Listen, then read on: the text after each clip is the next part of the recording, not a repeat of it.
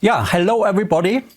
I would like to welcome you to the first half-hour webinar in a series of webinars about the new release of the EMEA 1288 standard, which has really considerably be extended to be adapted to all the many modern sensors and camera systems we have nowadays. We have split the information in 4 half-hour portions. So we start actually with the first portion today. But before we start, let me briefly introduce myself. My name is Bernd Jene. I am senior professor at Heidelberg University and vice president of the European Machine Vision Association and chair of the 1288 standard for several years now. And so I'm very glad to be able to introduce this exciting standard to you. I came basically as a researcher to the standard because there was so much need really to do an objective characterization of image sensors. Let me share my screen with you and show you what we are going to do today. The topic of the webinar today is, let me just go full mode so you should now see my screen. The simple question I am going to address today is, why is actually an image sensor not perfect? Or I could also put that the other way around. What effects actually do we have to consider which degrade a signal of a camera?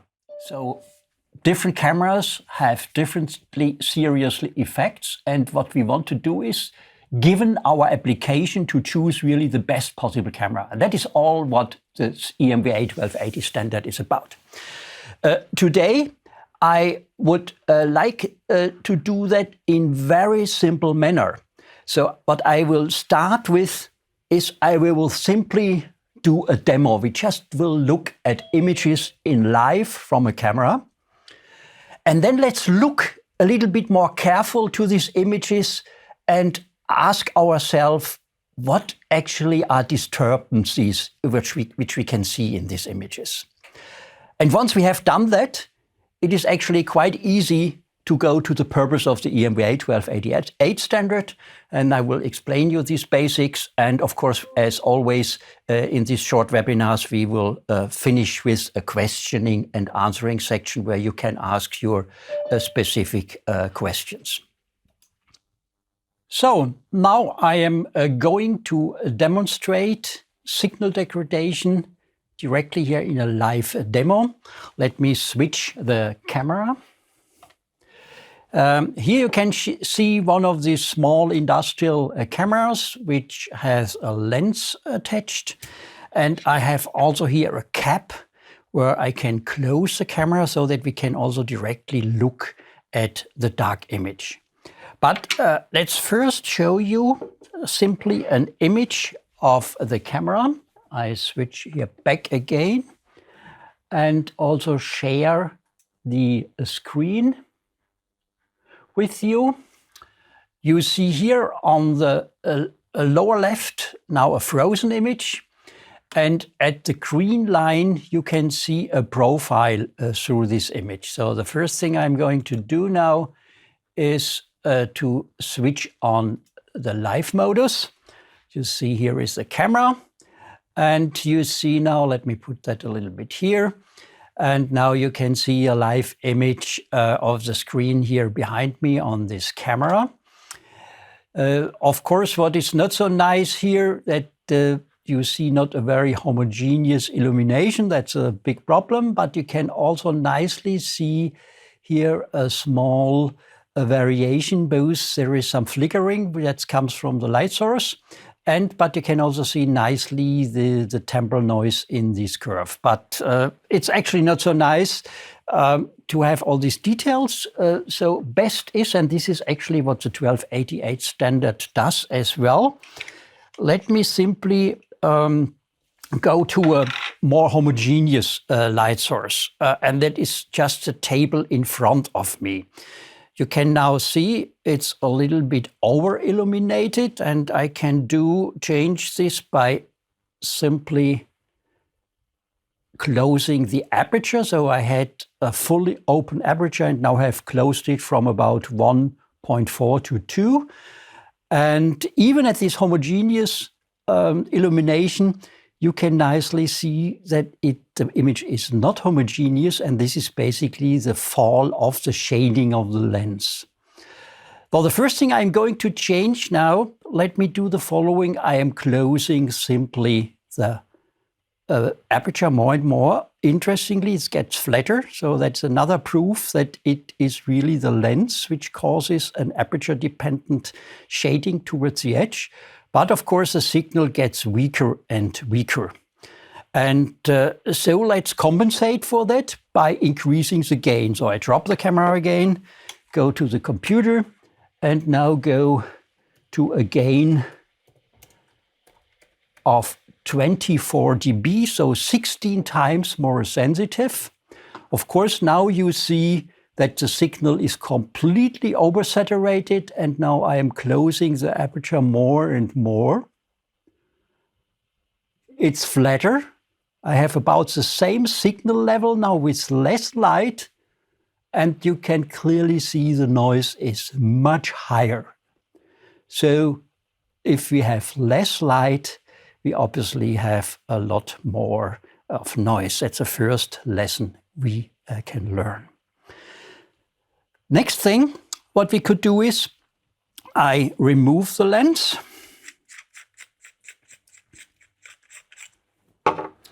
close the camera with a cap, and now it gets completely dark, so you cannot see anything in the profile. But what we can do is we can now go to a contrast-enhanced image by changing the range we are observing. This is actually a 12-bit camera with up to 40,000 values. And we still have, of course, a high gain. So now you can see a terribly large, of course, not terribly a noise level. You can also see nicely rows, that the rows have different patterns. So that is some non-uniformity clearly in the image. And now we are going to get the gain back to the lowest. So instead of 24 dB, which is 16 times more sensitive, we use now the gain of 0. And now you can see that the noise is simply a little bit more than the DN or something like that. And this is, let's check now, what is the exposure time. The exposure time is about 6 milliseconds. And now let's simply look what happens if we increase now the exposure time. Let me put the line here in the middle of the image. And I take first an exposure time of about 300 milliseconds. And watch whether you can see an effect. See a little bit increase. Of course, it's now flickering much lower because we have 300 milliseconds exposure time, but a little bit higher value. So obviously we have to increase even more. And now let's go to 1 second. Exposure time. It's increasing, the decreasing flickering, and now you can see actually hopefully 2 effects, or even 3 of them. You can see a lot of bright white dots, and this is single hot pixels. Actually, 1 hot pixel is exactly at the row. You sometimes see that one value, and also interestingly, there now inhomogeneity appears, that at the right edge of the image, obviously the dark value seems to increase. So let's go to an even higher exposure time. This camera goes up to 10 seconds. So let's take now 3 seconds. Look what happens now. It takes again a while now, of course. Oh yeah. Now you can clearly see that the whole dark level is evaluated. you can see even more hot pixels, and you can see obviously a strong inhomogeneity on the right of the image. And that nicely demonstrates also all these non-uniformities, row effects here in that case, outliers, and also some non-uniformities slightly changing over the image. I hope with that I have both shown you the effects of the noise, which is much higher if you increase the gain in absolute numbers. We have nicely seen that, and that we can also look into the non-uniformities. And this is exactly what 1288 standard does, of course, in a much more defined way and with light sources. I demonstrated here this to you in a way. You can do it actually yourself quite easily. That is why I have chosen this type of demonstration. Okay, with that, let's continue now with the slides. The question I try to demo here a little bit is what limits the quality of an image sensor signal. Or in the other way, what you really want to do is you want that the quality is not disturbed or only to the minimum possible degree. So we could also ask the question, how can we obtain an optimal image quality? It's quite clear that we simply do not need a bright enough image, because I demonstrated that to you. You can get a bright image with few light and a high gain, or with a lot of light and a low gain, and the effect is completely different. So this is not the critical thing, whether the image is bright enough, because you can always increase the gain, but with increasing the gain, you increase the signal and the noise. So obviously, keeping the gain low is a key issue. What we have to make as small as possible is the first thing. Each measurement gives us a different value, so we have to put the temporal noise to a minimum value. Ideal thing would be no temporal noise at all, but we will see tomorrow in the second, where I do put everything into figures, that this is not possible, unfortunately. So we will have to get the temporal noise as low as possible. Then we have clearly seen that each pixel has a different response. So we have spatial non-uniformities, and this can change from pixel to pixel, but it could also be patterns. It could be row patterns, column patterns, and we have to distinguish all these different things. And finally, the last thing what I wanted to show you in the last demo before the program stopped. But what you have seen is there is also a signal without light. We have seen the temporal noise. And actually, and this would have been the last demo I wanted to show you, if we increase the exposure time, we will see that this dark signal is increasing. So obviously, there is a maximum kind of exposure time which a sensor can be operated, because otherwise the dark signal will be dominant. And this means we have to take care of three things: get minimum temporal noise, get minimum spatial non-uniformities, and get the dark signal as low as possible. That are the three basic things we have to take care of. And I hope you got at least a qualitative idea of these different effects now. And this is now basically what the 1288 standard puts into clearly and objectively measurable parameters, which we will learn then in the next webinar tomorrow. So let me say a little bit how it came about that the European Machine Vision Association made a new standard. And the question, I think, is quite clear. We want to have a standard for objective and comparable specification of cameras, both of a camera without and with a lens. You have seen the difference, and obviously both things are of importance. And as you have seen, we are not focusing what our eye sees, but we are focusing on measuring industrial image processing and measuring. And therefore, we want to measure how large is the temporal noise really. We put everything in figures. There are, of course, always some applications where images are not processed, where we just look at them with a naked eye. Then, of course, the story is a different one. And this is actually the need for a new standard was basically there were some standards out already by ISO. They were focusing on consumer system characterization where the image quality is only seen from the perspective of a human observer. Does this image look like? And we have seen, for instance, if the gain is low enough, the human eye might not capture any noise. But with the profile technique I showed you, you still see the noise. And so does also the computer who analyzes the images. It depends, of course, always on your application, whether you can tolerate that or not. But the 1288, and this is a real new thing, which started already almost 20 years ago, that we wanted to look what parameters are the key parameters for an objective description of cameras and image sensors.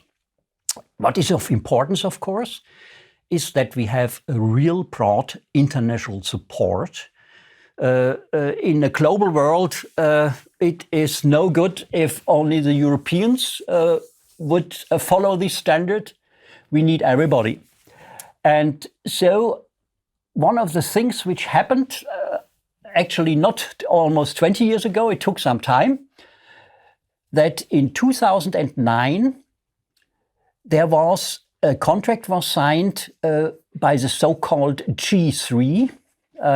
That is basically three associations: the American Imaging Association, the European Machine Vision Association, and the Japanese Industrial Imaging Association. They made a contract and said, we want to work together with standardization, and we mutually accept our standards, and even more, we work together on future standards, so that there are no competing standards developed in parallel.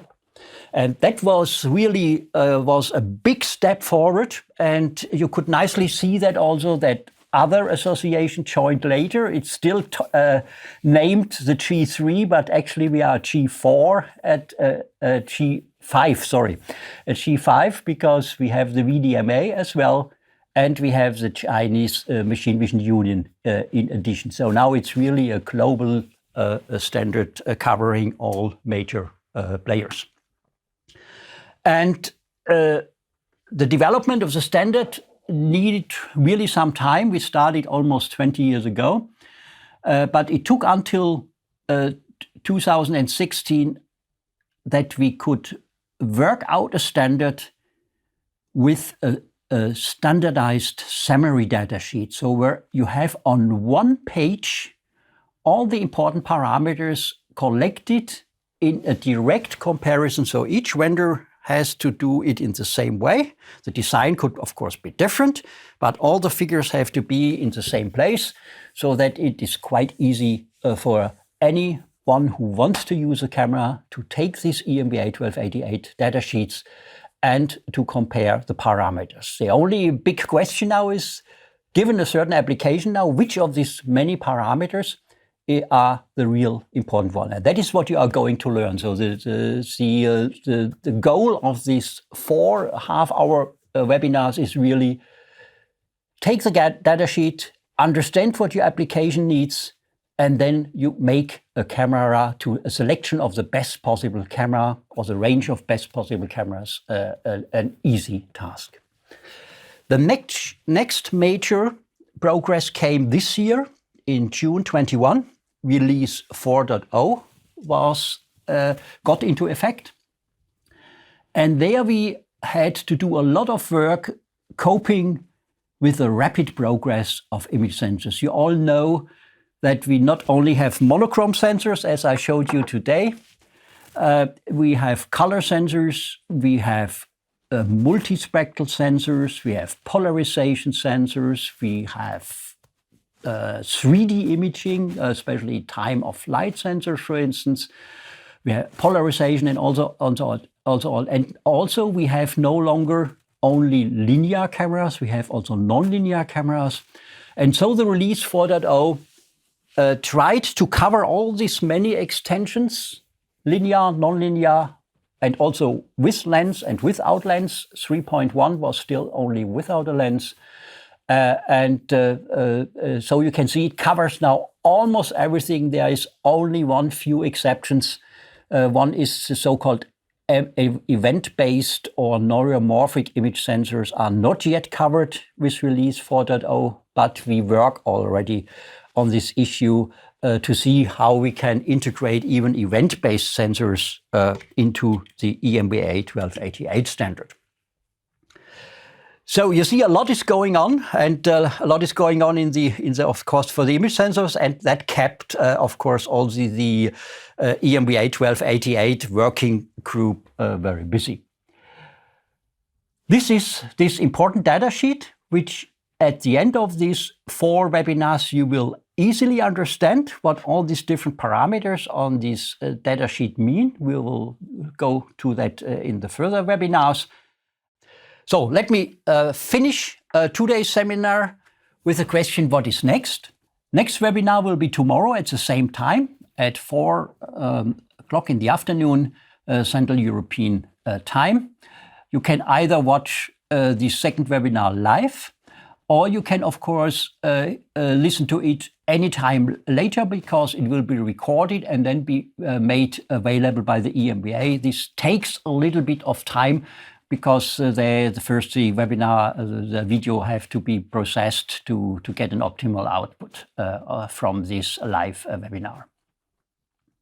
So what we are going to talk tomorrow, we will basically simply do nothing else than put into figures what I have explained to you today. How can we describe the degradation of signals by temporal noise, by non-uniformity, and by the dark signal? And so the topic is the basic parameters of the EMBA 1288 standard release 4.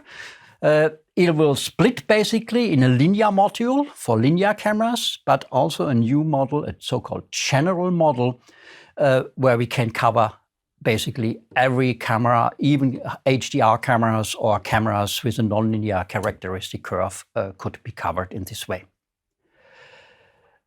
Then you are invited to become certified as either an EMBA 1288 user, that is somebody who wants to select cameras from the EMBA 1288 datasheets, or as an expert. There you need, of course, much more knowledge than I could provide in 4 times half an hour. This is for all those who want to do the measurements themselves or develop cameras. For more details about this certification, I have given you a link here. And then, of course, you can look up the standard documents and any general information from the EMBA homepage. I have also given you the link down here.